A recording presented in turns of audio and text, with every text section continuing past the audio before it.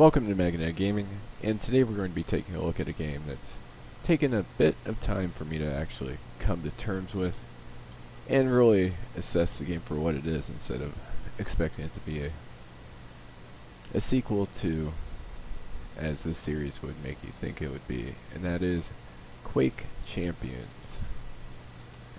Quake Champions is a first-person arena shooter. It is developed by ID Software, published by Bethesda Softworks, and is actually some of the development is actually outsourced to another company, which is Saber Interactive. So it's another Bethesda game, and let's see where it ends up on the list. So yeah, it was released officially in 2018. It was in early access in 2017.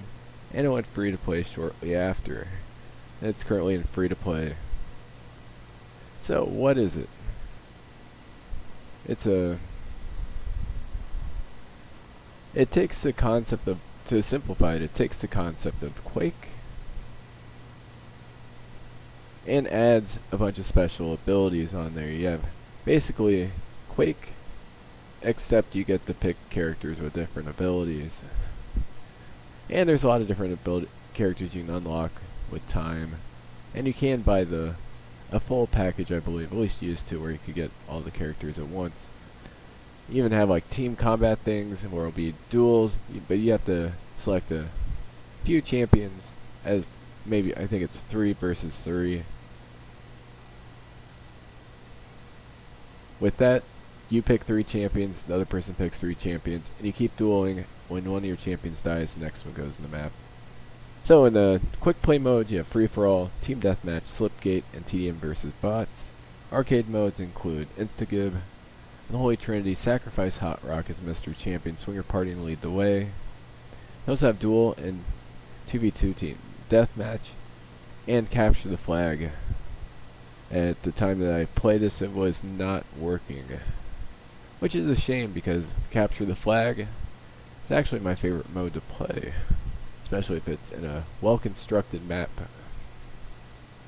where you have multiple paths to and from the flags. It'd be quite the interesting game.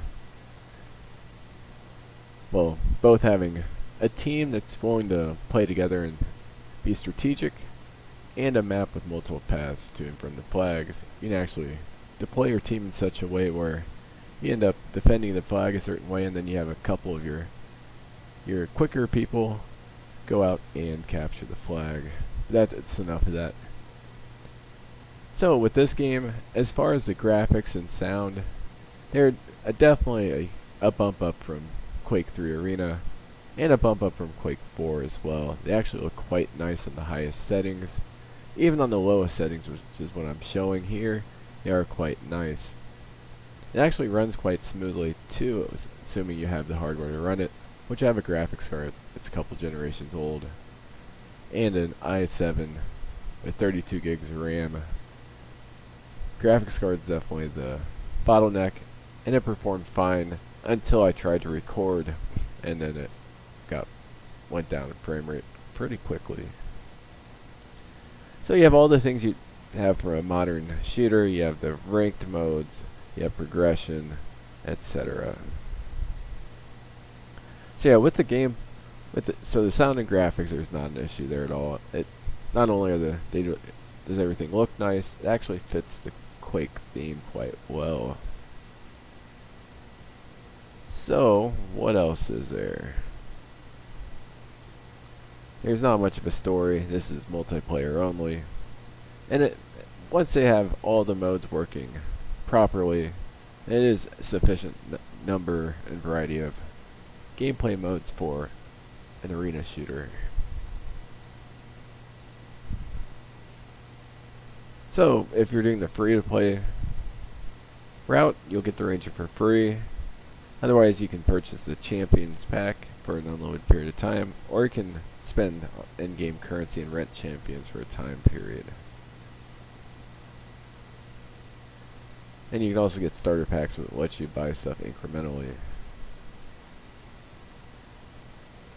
So basically what happened with this game is it was outsourced to Saber Interactive to work on it while the people at Bethesda 90 Software were working on other projects.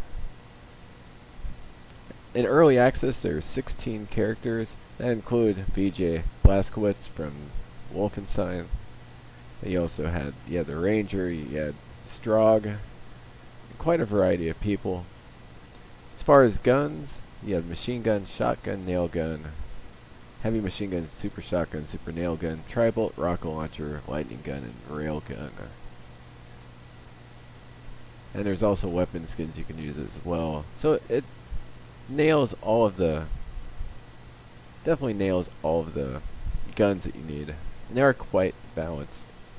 They're continuing to work on balancing the actual champions in such a way where they're unique, but there's not one that's overpowered. And in my time playing this, I didn't notice that any specific champions were overpowered. There were some that had skills that were not adaptable to my playstyle, and others that were.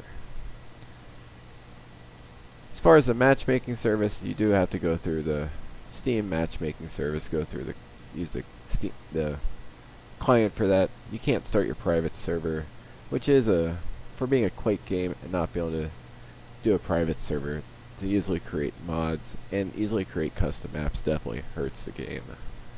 That's what makes the first 3 Quake games great more than anything, especially the first 2, is all the time and work put into making custom mods, custom maps. End up with whole new games spawning off from projects that start off as mods for that, much for Quake 1 and Quake 2.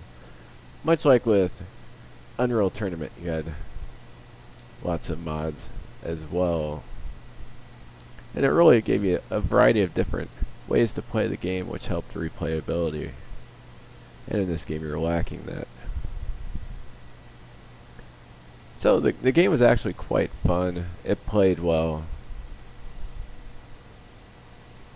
Didn't really give me any issues. I grew to kind of like the whole Champions aspect to it, but not being able to do my own server and do modifications, do custom maps, etc. in an easy way did kind of turn me off to the game. This is a game that, on the surface, for somebody that's never seen Quake before, if you're looking at all the options before you get into the game, it might appear to be like a MOBA, but it really isn't. This isn't Paladins or Overwatch. This is still, at its core, a fast-paced arena shooter that requires quite a bit of skill. It's easy to jump into a game and start shooting, hard to master. And they actually have guns in the game that are easier for new people to use, like the rocket launcher with splash damage, or the guns that all the pros use, like the railgun, which has a slight delay and requires pinpoint accuracy, but it'll cause a huge amount of damage when you do.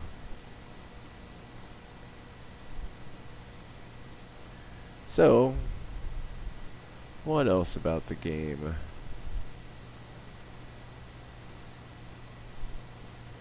The maps do look quite good, but none of the maps really impressed me all that much.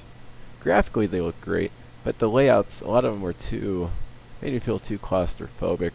And also it has by default it has a little, if an enemy's behind the wall or not part of the map, it has a little outline form, which that definitely detracts from the experience. I don't need to see an outline of another character behind a wall. If I'm in a game, I should be trying to find them, not just follow their little outline to where they're at.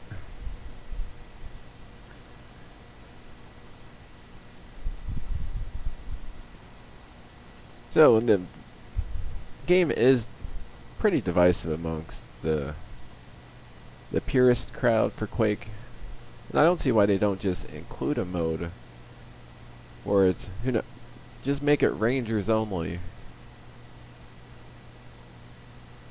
and then just have a couple game types under that, maybe deathmatch and something else to appease the purists. It shouldn't be that hard to implement something like that. And if they had this as more of an open project like the previous Quakes, somebody in the community could easily create a map where it's There's no, maybe you can pick the model of the champion, but turn off the different the stats of the different abilities and stats of the different champions, and make them all equal for a typical Quake game. But even though this game has, there's been a lot of people yelling about how it's not a pure Quake game. The thing is, once you set aside the whole belief that this isn't a pure Quake game, underneath it's actually quite a fun game. It could just use some work getting all the game modes together, and they need to allow the community to work on mods, work on custom maps, and really add more to the project, given the maps that they have are quite repetitive, and you don't really have a whole lot of choice in which maps you get early on. You're kind of forced into certain game modes just to progress enough to get to where you can actually play with the real people. So that's Quake Champions. Seriously, it's a fun game. Check it out. If you're a Quake purist, just pretend the game's just called Champions. Ignore the Quake part, and I'm sure you'll have a good time nonetheless. So where am I going to put on the scores? It's going to go into the B+ range. There's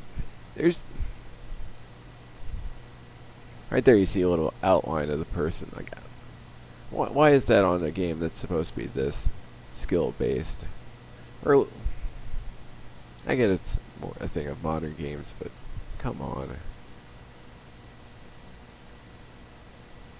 But yeah, I'm going to put it in the B+ range. I'm going to put it fairly high on that too. The flaws definitely don't break the game. And while there could be better maps,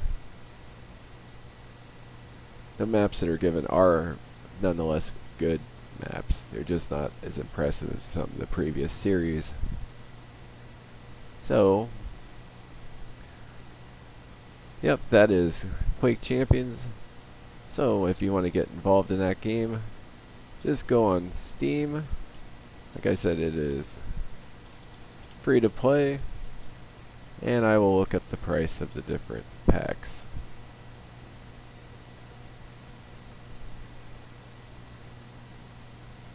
Oh, it has a 6 out of 10 out of 25,000 reviews.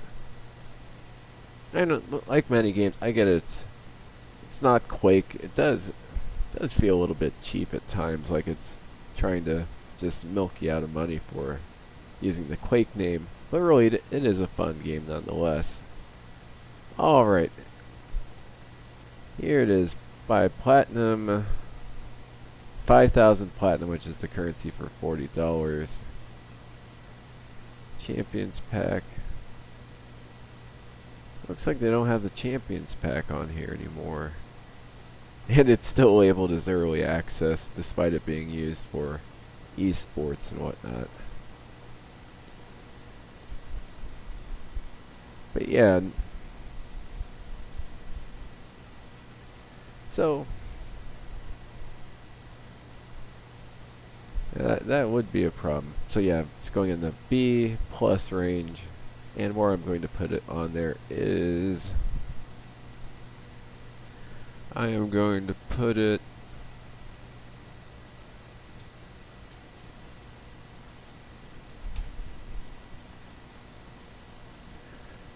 I'm putting it right below Grand Theft Auto for the PC and right above Paladins for the PC. In a lot of ways it plays somewhat like Paladins.